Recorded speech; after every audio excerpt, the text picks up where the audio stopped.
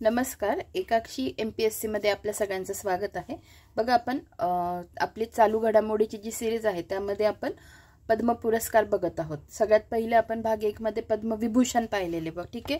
चार्टच्या स्वरूपात जे मी तुमचे पाठ करून घेतलेले पद्मविभूषण साथीच्या साठी तुमचे व्यवस्थित पाठ करून घेतलेले आहेत। नंतर पद्मभूषण मध्ये जे काही 19 पद्मभूषण भेटलेले आहेत त्याच्यातले आपण हे जे 3 आहेत हे व्यवस्थित बघितलेले आहेत। 3 पण चार्टच्या फॉर्मॅट मध्ये आपण घेतलेले आहेत आणि आज आपण बघणार आहोत जे पद्मश्री, ठीक आहे। एकूण किती 113 जणांना जो पद्मश्री मिळाला आहे, हे बघा 113 जणांना जो पद्मश्री मिळाला आहे त्यापैकी 11 व्यक्ती असे आहेत जे महाराष्ट्रीयन आहेत, ठीक आहे। तर हे ते 11 व्यक्ती आहेत। बरं, दुसरी गोष्ट मला हे सांगायचं आहे, तुम्ही करंटच्या व्हिडिओ खाली जे काही सांगतात ना, प्रत्येक करंटचे जेवढे मी आता जानेवारीचे बनवले आहेत ना, पूर्वीचे व्हिडिओला तर तुम्ही मला प्रतिक्रिया दिलेल्याच, पण जानेवारी मध्ये पण तुम्ही छान छान कमेंट्स करता आहेत की तुम्हाला लक्षात राहतायत चार्ट फॉर्मॅट मधल्या गोष्टी किंवा डायग्रामॅटिक रिप्रेझेंटेशन किंवा जे डेज मी तुम्हाला लक्षात ठेवण्याच्या उद्देशाने ज्या पद्धतीने शिकवले, ह्या ज्या तुमच्या कमेंट्स येतात ना, त्यामुळे मला नक्कीच अजून आयडिया असं वाटतं की अजून आपण सोपं करून सांगत जाऊ विद्यार्थ्यांना। तर थँक्यू तुमच्या या सगळ्या कमेंट्ससाठी की तुम्ही मला हे रिप्लाय देतात की ही गोष्ट आम्हाला व्यवस्थित समजली मॅडम म्हणून, ठीक आहे। तर धन्यवाद। तर बघा, आज आपण हे जे 11 जण आहेत तर हे 11 जण आपण व्यवस्थित बघणार आहोत। आता फॉर एक्झाम्पल, जसं मी तुम्हाला जे काही 7 पद्मविभूषण प्राप्त व्यक्ती होते ज्याच्यात एक पण महाराष्ट्रातील नव्हते, तर हे जसे मी तुम्हाला चार्ट फॉर्मॅट मध्ये सांगितलं। आता बघा, मी कसं केलं होतं, 5 याच्यात डिवाइड केले होते, ठीक आहे। 7 व्यक्ती 5 याच्यात डिवाइड केले होते आणि काय सांगितलं होतं, हे सेंटरला घेतलंय कला क्षेत्रात 3, म्हणजे तो चार्टचा आकार कसा होतो ह्या पद्धतीने त्या चार्टचा आकार होतो, ठीक आहे। तर मग हा आकार पद्मविभूषणच्या याच्यात तुम्हाला लक्षात राहायला पाहिजे असं मी तुम्हाला तेव्हा सांगितलं होतं, ठीक आहे। तर मग 5 याच्यात डिव्हायडेशन करून सेंटरला 3 घेतले होते। तसंच मला सांगायचं काय आहे की आज आपण जे काही पद्मश्री बघणार आहोत महाराष्ट्रातले, तर ते आपण किती याच्यात डिव्हाइड केलेले आहेत, तर एकूण 6 याच्यात डिव्हाइड केलेले आहेत। ह्या गोष्टी नीट लक्षात ठेवा, कारण जसं 7 पद्मविभूषण प्राप्त 7 व्यक्ती मी किती 5 याच्यात डिव्हाइड केले होते, तसे हे 11 व्यक्ती मी किती याच्यात डिव्हाइड केलेले आहेत, तर एकूण 6 याच्यात डिव्हाइड केलेले आहेत। हे नीट लक्षात ठेवा, 6 याच्यात डिव्हाइड केले आहेत म्हणजे आपल्याला 6 गोष्टी या लक्षात ठेवायच्या आहे। बरं, त्याच्यानंतर फक्त कला या क्षेत्रातच खूप जास्त लोक आहेत आणि ते आहे 6 लोक आणि बाकीच्या याच्यात एकच व्यक्ती आहेत, ठीक आहे। कला क्षेत्रात 6 व्यक्ती आहेत आणि बाकीच्या याच्यात एक व्यक्ती आहे, हे पण तुमच्या नीट लक्षात राहिलं पाहिजे, ठीक आहे। तर मी आता दुसरी गोष्ट, इथे मी जर औषध घेतलं आहे तर औषध क्षेत्रातील व्यक्ती घेतली आहे तर तुम्ही ती पहिले पण घेऊ शकतात।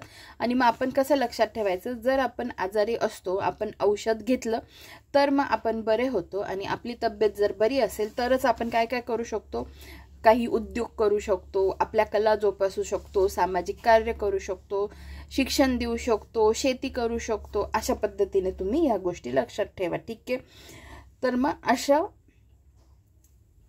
ह्या पद्धतीने काहीतरी ट्रिक बनवून जर तुम्ही ह्या गोष्टी लक्षात ठेवल्या, किंवा मग आता तुम्ही माझ्यावरून लक्षात ठेवा, 2-3 दिवसापूर्वी मी आजारी होते तर व्हिडिओवर लगेच इफेक्ट होतो, 3-4 व्हिडिओ येणार असतील तर एखादाच येतो किंवा मग येत पण नाही, तर मग मॅडमने औषध घेतलं, त्यामुळे मॅडम त्यांचे जे काही व्यापार उद्योग असतात त्या करू शकतात, म्हणजे यूट्यूब चालवू शकतात, त्यांच्या कला जोपासू शकतात। फॉर एक्झाम्पल, मी पक्ष्यांचे व्हिडिओ घेते किंवा मग ट्रॅव्हलिंगमध्ये असतानाचे व्हिडिओ टाकते, अशा पद्धतीने ते एक लक्षात ठेवा। किंवा मग सामाजिक कार्य करू शकते, शिक्षण देऊ शकते, साहित्य आणि शिक्षण मी तुम्हाला शिकवते, ठीक आहे। आणि शेतीचा माझा काही असं खूप संबंध नाही आलेला जास्त, पण मग शेती एक लक्षात ठेवा, ठीक आहे। असं काहीतरी लक्षात ठेवण्याचा प्रयत्न करा की जेणेकरून तुमचे उत्तर टॅकल झाले पाहिजे, ठीक आहे। तर बघा, आपण आहे ना, आता जसं मी तुम्हाला पद्मविभूषण आहे ना लक्षात ठेवण्यासाठी बऱ्याच गोष्टी सांगितल्या होत्या। फॉर एक्झाम्पल कसं की औषध घेण्यासाठी मी रेडी आहे किंवा औषधी तेल घेण्यासाठी मी रेडी आहे. तर म्हणजे औषधवरून औषध क्षेत्रातील, रेड्डीवरून रेड्डी, दुव्वूर रेड्डी आणि तेलवरून तेलंगणाचे ते. आणि ह्या पद्धतीने मग कोरिलेट करून मी पुढचे सांगत होती. ठीक आहे. तर मला तुम्हाला काय सांगायचं होतं की तशी ॲसेस्ट्रिक मी ह्या म्हणजे पद्मश्री साठी बनवलेली नाहीये. का बनवलेली नाहीये? कारण बऱ्याच गोष्टी तशाच लक्षात राहतात. फॉर एक्झाम्पल मी तुम्हाला सांगते बघा, अशोक सराफ, अशोक सराफ लक्षात राहतात. नंतर चैत्राम पवार लक्षात राहतात. मारुती चित्तमपल्ली जे आहेत ते लक्षात राहतात. अरुंधती भट्टाचार्य लक्षात राहतात. मी याच्यासाठी ट्रिक्सची गरज पडत नाही. का पडत नाही? कारण हे आपण एकदा बघितले ना की ह्या सगळ्या गोष्टी आपल्या लगेच पाठ होतात. त्यामुळे ट्रिक्सची खूप काही गरज नाहीये. बघा, आपण स्टार्ट करू. पद्मश्री किती जणांना मिळाला आहे? 113 जणांना मिळाला आहे. त्यापैकी भारतातले किती महाराष्ट्रातले किती व्यक्ती आहेत? तर 11 व्यक्ती आहेत. ठीक आहे. ते डिव्हायडेशन नीट लक्षात ठेवा. समजा औषध तुम्ही आधी घेतलं, औषध नंतर मग या सगळ्या गोष्टी लक्षात ठेवा वाटल्यास. व्यापार आणि उद्यम, कला, सामाजिक कार्य, साहित्य, शिक्षण आणि शेती आणि औषध. ठीक आहे. मग औषधमध्ये जर आपण आता लगेच औषधातलंच लगेच बघून घेऊ. त्या औषधमध्ये कोण आहे? विलास डांगरे, डोंगरे नाही, विलास डांगरे, जे एक होमिओपॅथी डॉक्टर आहेत. आपण एकदा आधी बघून घेऊ, नंतर मी तुम्हाला सगळ्यांच्या इमेजेस दाखवते. ठीक आहे. बघा आता व्यापार आणि उद्योग, व्यापार आणि उद्योगसाठी कोण? तर अरुंधती भट्टाचार्य. मला असं वाटतं तुम्हाला खूप जणांना माहिती असतील अरुंधती भट्टाचार्य कोण आहे. तरी मी तुम्हाला इमेज दाखवते किंवा तुम्ही स्वतः बघून घ्या. तर त्या कोण होत्या? मेन त्यांचं आहे काय? तर भारतीय स्टेट बँकेच्या त्या पहिल्या महिला चेअरपर्सन होत्या. ठीक आहे. पहिल्या महिला अध्यक्ष ज्या स्टेट बँक ऑफ इंडियाच्या बनल्या होत्या त्या होत्या अरुंधती भट्टाचार्य. त्यामुळे व्यापार आणि उद्योगसाठी अरुंधती भट्टाचार्य तुमच्या लक्षात राहील. त्याच्यानंतर कला क्षेत्रासाठी 6 व्यक्ती नीट लक्षात ठेवा. एक आहे अशोक पवार, नंतर अश्विनी भिडे देशपांडे, नंतर जसविंदर नरूला किंवा जसविंदर नरूला, रणेंद्र मुजुमदार, वासुदेव कामत आणि अच्युत पालव. बघा, अशोक सराफ लक्षात राहतील कला क्षेत्रासाठी.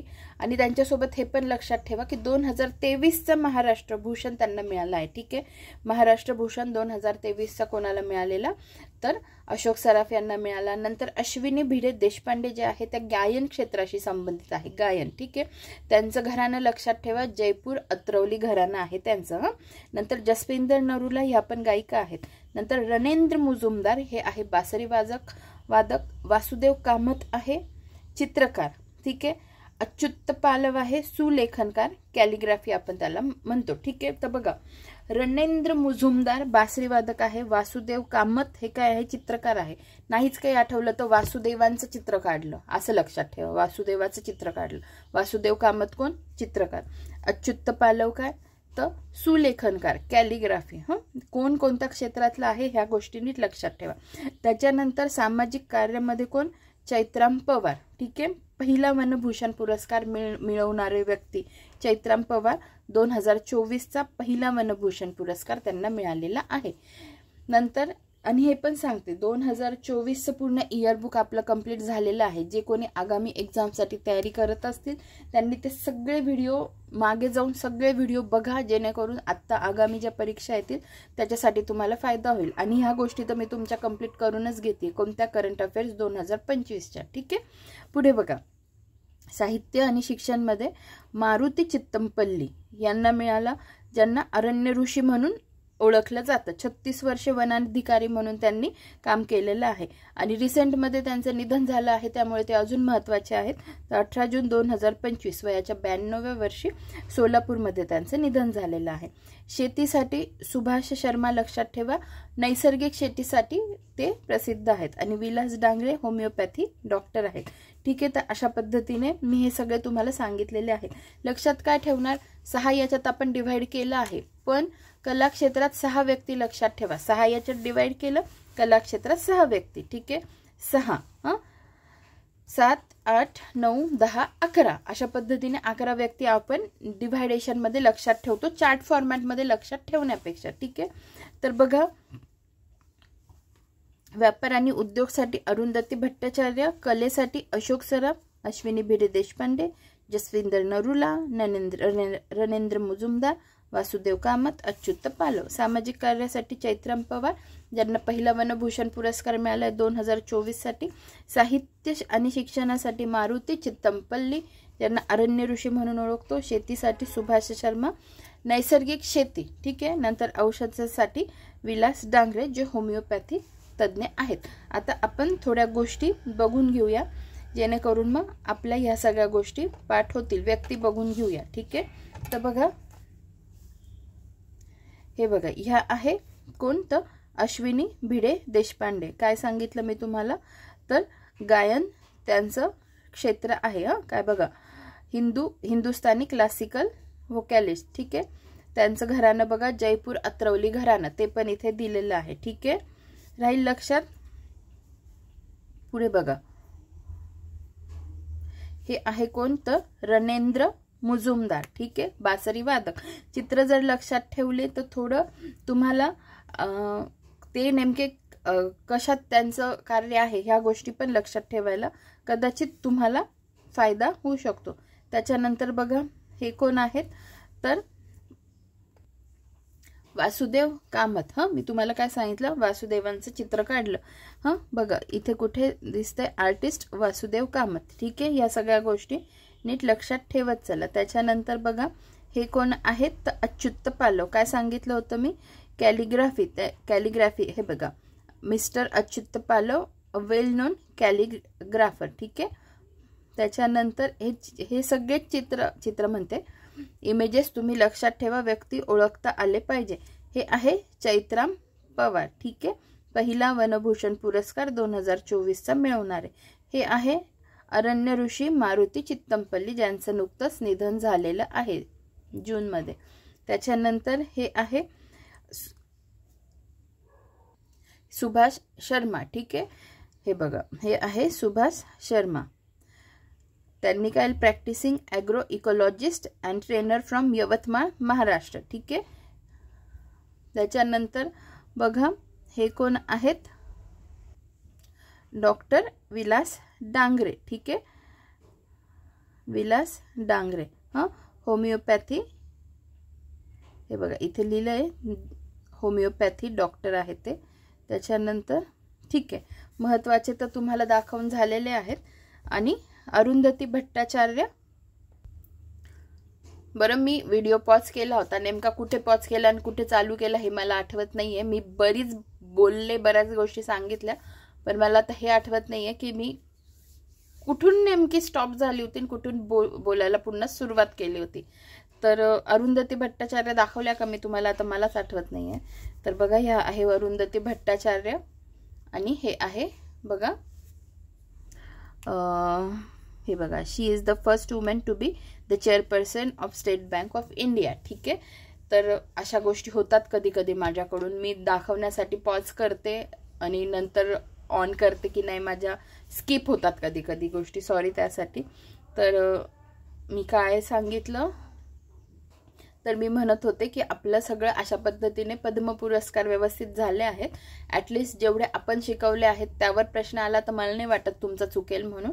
त्या व्यतिरिक्त स्टॅटिक जी के मी म्हणत होते की स्टॅटिक जी के असतो की ज्याच्यात काल प्रज्वल सरांनी पण कालच्या व्हिडिओ खाली कमेंट केलेली आहे, करंटच्या व्हिडिओ खाली, की मग पद्म पुरस्कार सुरू कधी झाले, नंतर कधी डिक्लेअर होतात आणि अजून बाकीच्या गोष्टी ज्याला स्टॅटिक जी के म्हणतात ते आपण याच्यात काही घेतलेलं नाहीये, ठीक आहे. तर मग ह्या सगळ्या गोष्टी तुम्हाला माहीत पाहिजे, इन्क्लुडिंग स्टॅटिक जी के, ठीक आहे. तर मग आपण ह्या महत्त्वाच्या काही काही गोष्टी आपण घेतलेल्या आहेत ज्या तुम्हाला पाठ असायलाच पाहिजे, ठीक आहे. तर आपण आता लवकर भेटूया पुढच्या व्हिडिओमध्ये. धन्यवाद.